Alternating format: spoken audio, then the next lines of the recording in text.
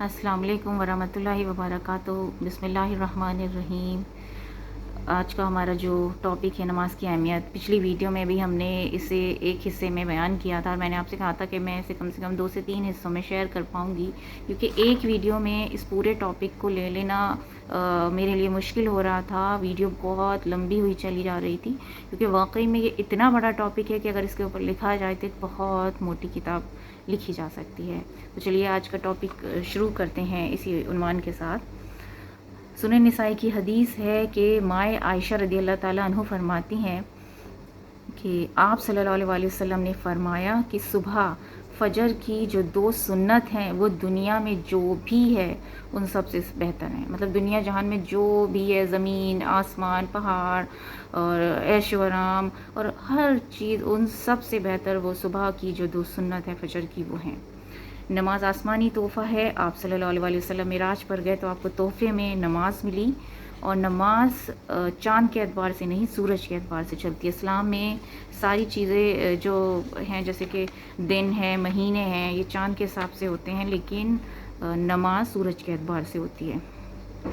نماز گناہوں سے پاک کر دیتی ہے۔ صحیح بخاری کی حدیث ہے کہ آپ صلی اللہ علیہ وسلم نے صحاباؤں سے پوچھا، کیا تم میں سے کوئی شخص جس کے گھر کے سامنے ندی بہہ رہی ہو اور وہ اس میں 5 بار غسل کر رہا ہو تو کیا اس کے اوپر کوئی میل باقی رہے گا؟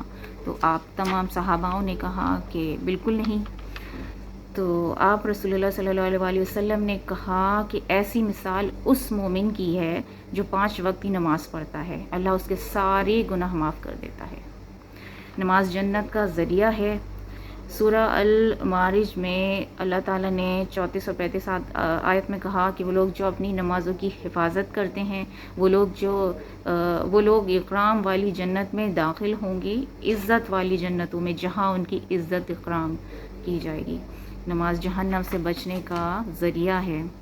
صحیح بخاری کی ایک حدیث ہے کہ جو شخص نماز فجر اور عصر پڑھے گا وہ ہرگز جہنم میں داخل نہیں ہوگا۔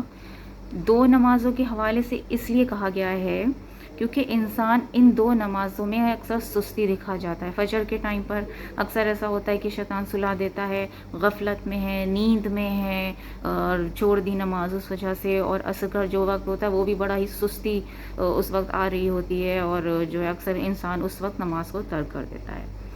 نماز حفاظت کا ذریعہ ہے۔ صحیح مسلم کی حدیث ہے کہ آپ صلی اللہ علیہ وسلم نے کہا، جس شخص نے فجر کی نماز پڑھی بس وہ اللہ کے حفظ و امان میں آ گیا، جس نے فجر پڑھ لی اللہ نے اس کا ذمہ لے لیا۔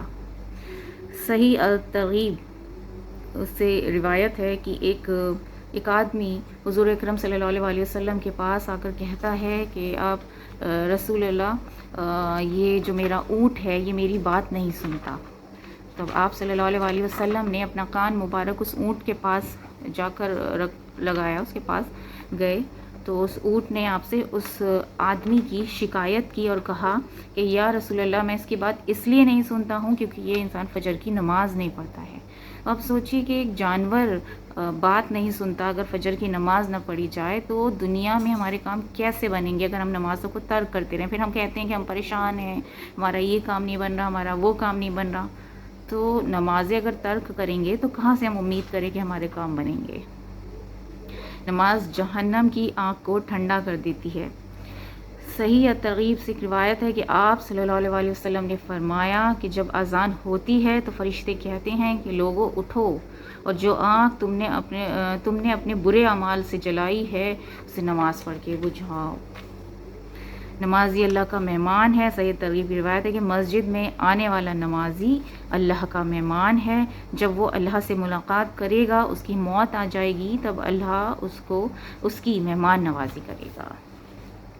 نماز کی بڑی اہمیت ہے۔ سنن ابو داؤد کی ایک حدیث ہے کہ آپ صلی اللہ علیہ وسلم نے کہا کہ جب بچے 7 سال کے ہو جائیں تو انہیں مسجد لے جاؤ، اور 10 سال کے ہوں اور نماز نہ پڑھے تو ضرب لگاؤ، یعنی ان کے ساتھ سختی کی جائے۔ اگر 7 سال کے ہوں تو انہیں مسجد لے جایا جائے، یعنی ان کے اندر دین کا شوق پیدا ہو، انہیں سمجھ میں آئے کہ نماز کیا ہے، ہمارا دین، ہمارا مذہب کیا ہے، اور وہ 10 سال کے ہوں تب بھی نماز نہ پڑھیں تو ان کے ساتھ سختی برتی جا سکتی ہے۔ با جماعت نماز نہ پڑھنے والوں کے تعلق سے آپ نے فرمایا کہ صحیح مسلم کی حدیث ہے کہ آپ نے فرمایا کہ میرا دل چاہتا ہے کہ اذان دی جائے اور کسی اور نوجوان کو نماز کے لیے کھڑا کر دوں اور پھر میں کچھ لوگوں کو لے کر جاؤں، لکڑیاں کلیکٹ کروں، اکٹھی کروں اور ان لوگوں کے گھروں کو آگ لگا دوں جو لوگ مسجد میں نماز نہ پڑھ کر گھروں میں نماز پڑھتے ہیں۔ آپ رسول اللہ صلی اللہ علیہ وسلم نے ایسے لوگوں کے لیے بات کہی جو لوگ نماز با جماعت نہیں پڑھتے، گھروں میں پڑھتے ہیں۔ یہ کتنی بڑی بات ہے، اور جو ہے آج کل لوگ جو ہے بہانے ڈھونڈتے ہیں کہ مسجد دور ہے، فلاں چیز ہے، یہ ہے، وہ ہے، نماز پڑھتے ہیں اور با جماعت نہیں پڑھتے ہیں۔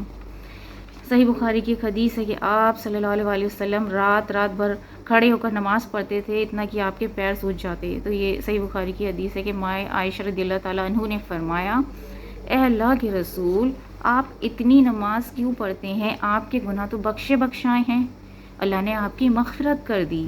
تو آپ رسول اللہ صلی اللہ علیہ وسلم نے کہا، کیا میں اللہ کا شکر گزار بندہ نہ بنوں؟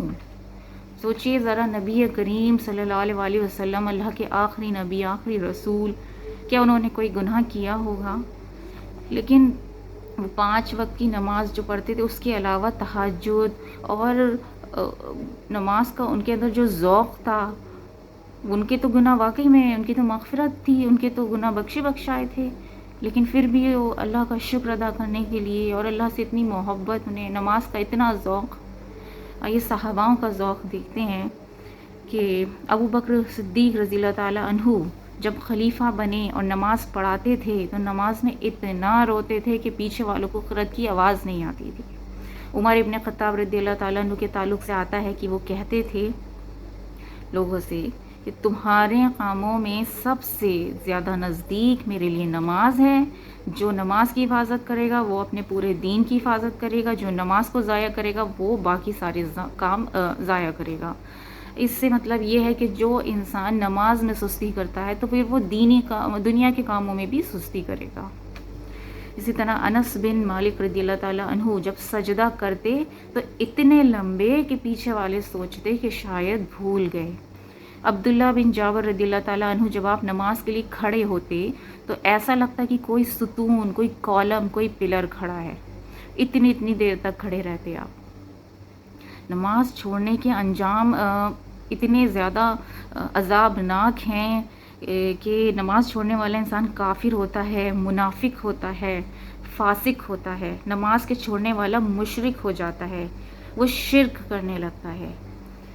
اللہ نے سورہ روم میں آیت نمبر 31 میں کہا کہ متقین اور مومنینوں کی صفت ہے، گناہ کرتے ہیں تو اپنے رب کی طرف پلٹ جاتے ہیں اور اس کا ڈر اختیار کرتے ہیں اور نماز قائم کرتے ہیں۔ اے نبی، نماز قائم کرنا اور مشرکین میں سے نہ ہو جانا گویا نماز کو چھوڑنے والا مشرک ہو جاتا ہے۔ تو اللہ نے اس چیز کو واضح کر دیا کہ جو نماز کو ترک کرتا ہے وہ مشرکین میں سے ہو جاتا ہے۔ صحیح ترغیب سے روایت ہے کہ آپ صلی اللہ علیہ وسلم نے فرمایا کہ بندے کے کفر اور ایمان کے بیچ میں فرق نماز ہے، اسے ترک کرنے والا بندہ مشرک ہو جاتا ہے۔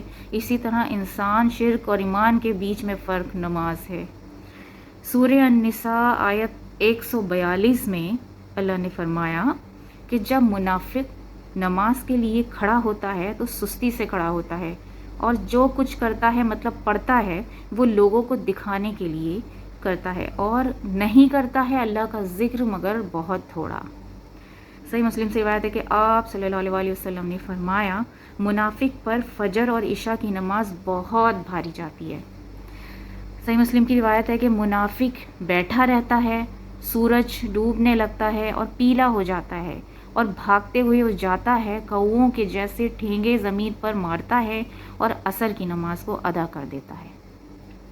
آپ صلی اللہ علیہ وسلم کے زمانے میں منافق بھی نماز کو ترک نہیں کرتے تھے، کیونکہ انہیں معلوم تھا ایسا کرنے سے ان کا کفر، ان کی منافقت ظاہر ہو جائے گی۔ تو دیکھیں، نماز تو کسی صورت میں معاف نہیں ہے، بارش میں، بیماری میں، خوشی میں، غم میں، کسی بھی صورت میں، سختی میں، خوف میں، کسی بھی صورت میں نماز معاف نہیں ہے۔ جب تمام انبیاء اکرام انہوں نے نماز پڑھی ہے، ہمارے نبی کریم صلی اللہ علیہ وسلم، وہ دیکھی کہ ان کا کیا ذوق تھا، صحابہ اکرام کا کیا ذوق تھا نماز کے لیے، اور ہم کس طرح سے نمازوں کو ادا کر رہے ہیں۔ اپنے آپ کو ایجوکیٹ کریں، اپنی نمازوں کو صحیح کریں، اور اپنے اندر نمازوں کے لیے شوق پیدا کریں، اپنے دل میں اللہ کا خوف پیدا کریں۔ ایک دن مر کے جانا ہے اللہ کے سامنے، ہر چیز کو فنا ہونا ہے سوائے اللہ کی ذات کے، تو کیوں نہ ہم تیاری کر لیں پہلے سے، تو کیوں نہ ہم اپنی نمازوں کی حفاظت کر لیں، نمازوں کو پابندی کے ساتھ ادا کریں، صحیح وقت پر اور صحیح طریقے۔ تو اس ویڈیو کو یہیں ختم کرتے ہیں، انشاءاللہ نیکسٹ ویڈیو میں اس عنوان کو، اس ٹاپک کو ہم لوگ پورا کر لیں گے۔ تب تک کے لیے یہی کہوں گی کہ تمام امہ کو اور مجھے اپنی دعاؤں میں یاد رکھیے گا، اور میری ویڈیو اگر آپ کو پسند آتی ہیں تو پلیز لائک اینڈ سبسکرائب ضرور کریے گا۔ السلام علیکم ورحمۃ اللہ وبرکاتہ، اللہ حافظ۔